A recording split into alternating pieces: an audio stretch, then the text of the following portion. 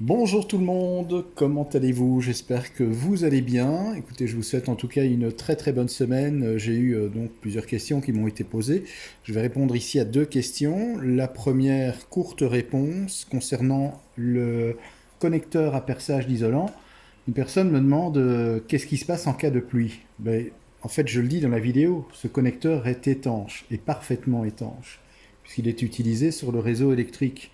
Donc, en cas de pluie, ben, pas de problème. Pas de problème puisque l'eau ne pénètre pas à l'intérieur de la connexion et du connecteur, donc c'est étanche. Bien entendu que les techniciens, que ce soit en France chez Enedis ou Ores chez nous, Sibelga ou encore Resa, puisqu'en Belgique nous avons plusieurs société qui s'occupe du réseau de distribution d'énergie électrique, eh bien, de toute façon, je vais dire, les techniciens, les électriciens travaillent toujours avec leurs gants de protection, ça c'est obligatoire. On appelle aussi les EPI, équipements de protection individuelle. Donc, au cas où il y aurait quand même un connecteur qui serait abîmé, que le caoutchouc qui permet l'étanchéité ne serait plus en très très bon état et laisserait s'infiltrer l'eau, de toute façon, les techniciens ont leurs équipements de protection, leurs gants isolants. Donc, ça ne pose aucun problème. Mais en tout cas, c'est un connecteur qui est prévu pour fonctionner à l'extérieur, pour permettre les connexions de câbles à l'extérieur. Et donc, par conséquent, il est parfaitement étanche. Maintenant, bien entendu, s'il a un défaut, défaut d'usure, ou même s'il a été mal monté, ça peut arriver aussi qu'il n'est pas bien centré sur le câble et qu'il permette à l'eau de s'infiltrer.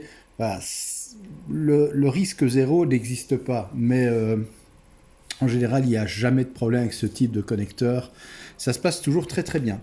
Et puis j'ai une autre personne, cette fois-ci, qui me parle de raccordement électrique en triphasé.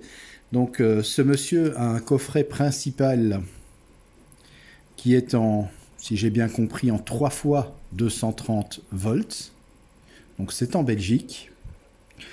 Et il a un autre coffret, un coffret secondaire qui se trouve quelque part dans l'habitation pour alimenter d'autres lignes. Mais cette fois-ci, son coffret secondaire, lui, est monophasé.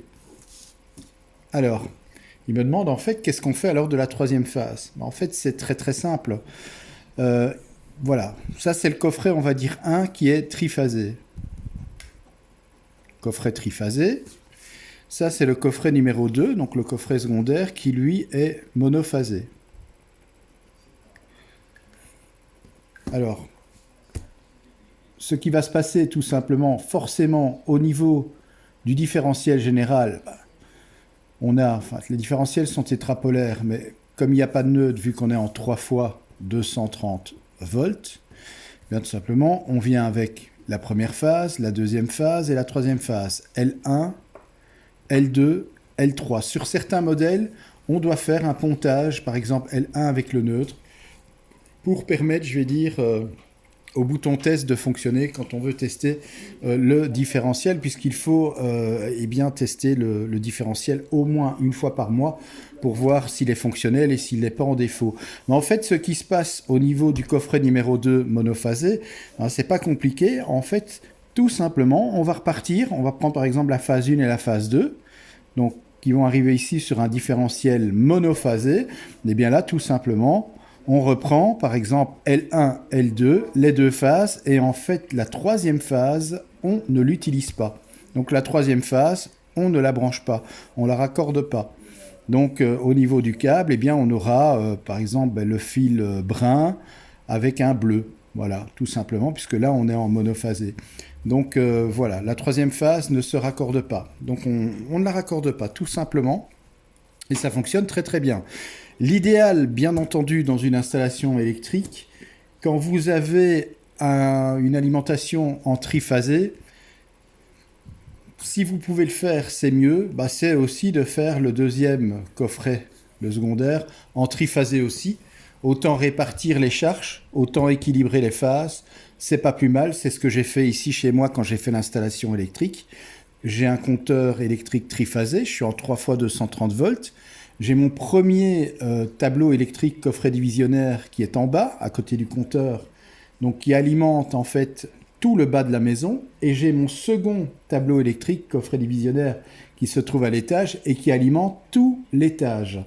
Et donc, ce deuxième tableau, coffret divisionnaire, est aussi en triphasé. Donc, j'ai une colonne montante, un câble, qui est donc d'une section de 10 mm², et j'amène donc ici à l'étage mes 3 phases. Le neutre n'est pas raccordé comme je n'ai pas de neutre. Par contre, il y a également dans ce câble la terre, puisque forcément, je reprends la terre du coffret d'en bas pour la ramener au coffret en haut.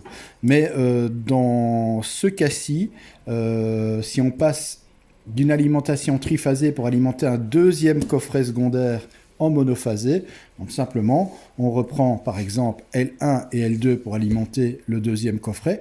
Maintenant, ça peut être aussi L1 et L3, ou ça peut être aussi L2 ou L3. Vous avez donc 3 possibilités comme on est en triphasé. Si jamais c'était du 400 volts plus neutre cette fois-ci, donc le 400 volts plus neutre, comme vous le savez, eh bien, on a un système triphasé à 4 fils. Donc on a toujours notre différentiel avec ces 4 pôles, mais cette fois-ci, bien évidemment, ces 4 bornes sont raccordées. Voilà, contrairement aux 3x230 où il n'y a pas de neutre, ici forcément on a phase 1, phase 2, phase 3 et le neutre.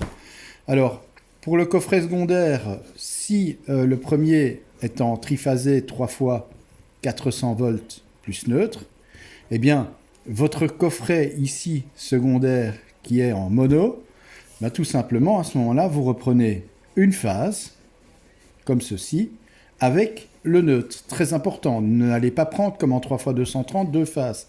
Parce qu'à ce moment-là, si vous prenez 2 phases, forcément, au lieu d'avoir 230 volts, vous allez envoyer du 400 volts dans votre coffret et sur votre installation. Et là, les appareils ne vont pas trop aimer. Donc, toujours, bien sûr, reprendre une phase avec le neutre pour avoir les 230 volts monophasés. Donc voilà, maintenant vous avez le choix. Vous pouvez prendre la première phase avec le neutre, la deuxième phase avec le neutre ou la troisième phase avec le neutre. Mais l'important, c'est de toujours prendre pour le monophasé une phase et un neutre pour avoir le 230 volts. Ne pas faire le même raccordement qu'en 3x230 où là, forcément, on prend l'alimentation entre 2 phases, puisqu'entre 2 phases, on a 230 et pas 400 volts. Voilà, merci d'avoir regardé cette courte vidéo. Je vous souhaite un très très bon mardi, une bonne fin de journée, un bon début de soirée également. Je vous embrasse et je vous retrouve très très vite pour une nouvelle vidéo en électricité. Merci pour vos questions et merci pour l'intérêt que vous portez à la chaîne Fabelec. Ciao.